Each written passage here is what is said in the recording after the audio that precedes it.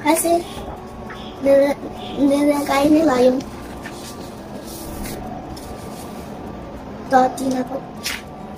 Yung dati na po.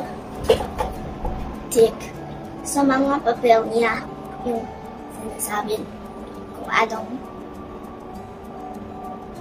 job gawa sa mga hayop sa ilalim ng dagat.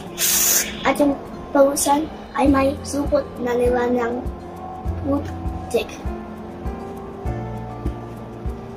At nilabas nila yung putik sa lahat na lugar na puntahan nila. At nidodge na sila ng mga other hayop sa ilalim ng dagat.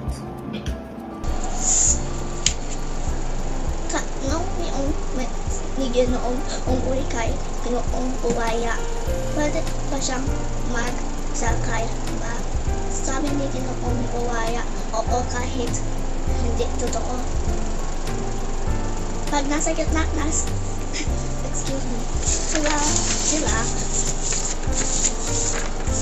sabi ni Ginoong Buwaya kay Ginoong Unggoy, kailangan ko ng unggoy na tawar sa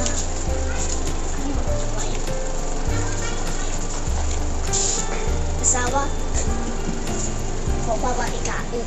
Ewan sa sinabi ni Ginoong Unggoy, meron maraming unggoy na agay kasi gusto ng unggoy hang sa mga puno. Kung kondisyon doon, wala naman. Hindi totoo din kasi ako lang makaligtas siya. Pero may tanong ako, bakit yung atay wala?